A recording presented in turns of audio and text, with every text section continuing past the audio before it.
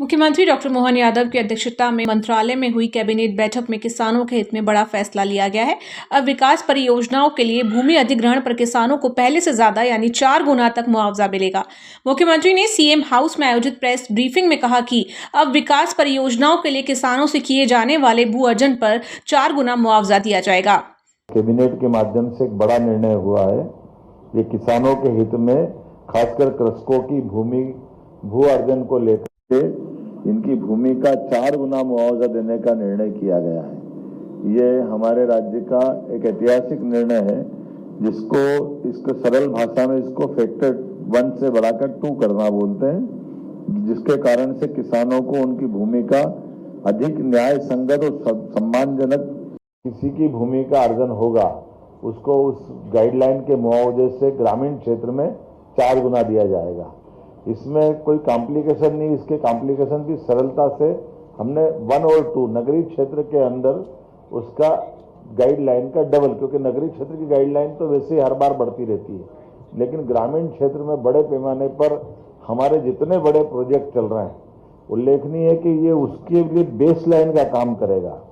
इसलिए मध्य प्रदेश भूमि अर्जन पुनर्व्यवस्थापन में उचित प्रतिकरण पारदर्शिता का अधिकार अधिनियम 2013 जो लागू हुआ था, इसको भू अर्जन अधिनियम 2013 बोलते हैं। इसकी धारा 26 के अंतर्गत भूमि के मूल्य निर्धारण के जो सिद्धांत प्रतिपादित किए गए, उसमें हमने किसानों को उचित प्रतिकर देने का निर्णय और पारदर्शी और पुनर्वास की व्यवस्था का इसमें यह निर्णय किया है। उल्लेखनीय है कि वर्ष 2014 में मध्य प्रदेश में फैक्टर 1 डिक्लेयर था, उसके कारण से कलेक्टर गाइडलाइन रेट प्लस 100% इसमें जोड़ने की बात थी, तो खास करके ये लगभग 2 गुना मुआवजा होता था। तो 2 गुना से करने से कई बार हमको स्पेशल कई सारे निर्णय पैकेज भी देना पड़ते थे, या कई प्रकार से लोगों का आक्रोश भी आता। तो इसलिए अब हमने इसमें सरलीकृत रूप से ग्रामीण क्षेत्र में 4 गुना और शहरी क्षेत्र में 2 गुना, तो शहरी और ग्रामीण में समान रूप से इसको एक तरह से पहले लागू किया था, लेकिन अब हमने थोड़ा संशोधन किया, क्योंकि गांव की और शहर के अंदर जमीन आसमान का अंतर होता है। और खास करके हमने सबने देखा कि इसके कारण से हमारे विकास के कई सारे बड़े प्रोजेक्ट भी प्रभावित हुए हैं, क्योंकि जब असंतोष होता है, थोड़ा मन में भाव आता है, तो उसका असर पड़ता है।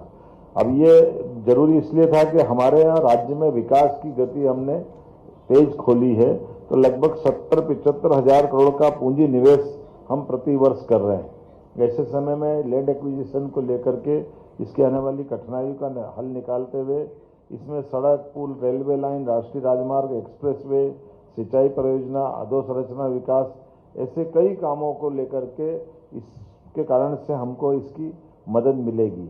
उल्लेखनीय है कि ये भाव हमारे मन में ये सारी कठिनाइयों को महसूस करने के लिए इस दिशा में बढ़े थे। हम 7 नवंबर 2025 को कि हमको इस पर विचार करना चाहिए, इस दिशा में आगे बढ़ेंगे। और इसी पे फिर हमने 13 जनवरी 2025 की एक मंत्रिमंडलीय समिति का गठन किया, जिसमें हमारे राकेश सिंह जी पिल्लूड़ी मंत्री, साथ में माननीय मंत्री चैतन्य कश्यप जी, माननीय मंत्री तुलसीराम सिलावट जी, इनके माध्यम से कमेटी का गठन किया, जिससे कहा कि ये इस पूरे मामले में अपनी रिपोर्ट दे। और ये समिति द्वारा बनाई गई बैठक 21 जनवरी 2026 को हुई थी, जिसमें मंत्रीगण, विधायकगण, FICC फिक्की के और खासकर क्रेडाई के, CII के, किसान संघ, किसान प्रतिनिधि, सबसे मिलकर के ये राय जुटाने के साथ उनका संकलन करते हुए, सबकी राय का सम्मान करते हुए इसमें इस तरह के निर्णय की तरफ हम बढ़े हैं। मुझे इस बात का संतोष भी है कि ये लागू करने के लिए हमने अपने गाइडलाइन में अब एक और ये भी उल्लेखनीय है कि हमारा एकमात्र राज्य है, इसको इस तरह से भी समझोगे कि गए बार हमने संपूर्ण गाइडलाइन को 16% बढ़ाया था, और इस साल ये 13% बढ़ा है, तो 16 और 13 लगभग 39% होता है। और ये अपने आप में लगभग 120% के आसपास होगा, तो इसका भी 4 गुना देंगे। तो ये किसानों की साइड में वास्तव में एक तरह से हमारे सारे निर्णयों को लेकर के काफ़ी प्रभावी होने वाला है। और इसके बाद गजट अधिसूचना के बाद सभी भू अर्जन के आदेशों पर इसको लागू करने के लिए हम अधिसूचना जारी कर रहे हैं। और साथ ही साथ पीडब्ल्यूडी की 1281 हेक्टर भूमि, जिसका हम लगभग 742 करोड़ का, ये 3 साल का रिकॉर्ड है पिछले, जो कुल लगभग 10,000 करोड़ का। अब ये बदलते हुए हम वैसे, मैं अगर अलग अलग आंकड़े अलग अलग विभागों को बताता हूँ तो ये एमपीआरडीसी का 1573 हेक्टर का लगभग 2,500 करोड़ का मुआवजा था, और ये एनएचआई है ना, इसका 7,500 हेक्टर से लगाकर 6,000 करोड़ का था।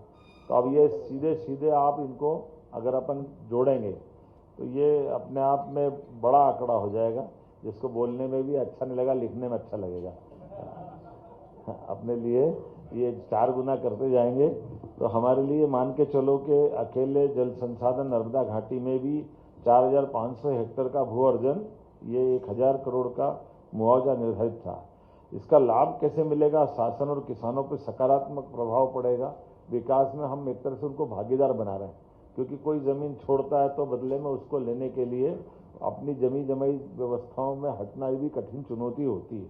ऐसे में योग्य प्रकार से नई जमीन लेने के लिए भी उसको इससे मदद मिलेगी और भू अर्जन के कार्यों में तेजी होगी, परियोजना समय पर आएगी, भू अर्जन विवादों को टाला जाएगा, विकास कार्य निर्विघ्न होंगे, ग्रामीण अर्थव्यवस्था मजबूत होगी, किसान समृद्ध होंगे। इसलिए केवल हमारा निर्णय नहीं है, किसानों के संकल्प का, उनके समाधान का निर्णय, जिसमें किसान हित सर्वोच्च प्राथमिकता के साथ ले रहे हैं। विकास और किसान साथ साथ है, संवेदनशील, निर्णायक, और ये नेतृत्व की दृष्टि से हमने अपने सामूहिक नेतृत्व में इस बात को स्वीकारा है। इसलिए विकास भी और किसान का सम्मान भी। किसान समृद्ध तो मध्य प्रदेश समृद्ध।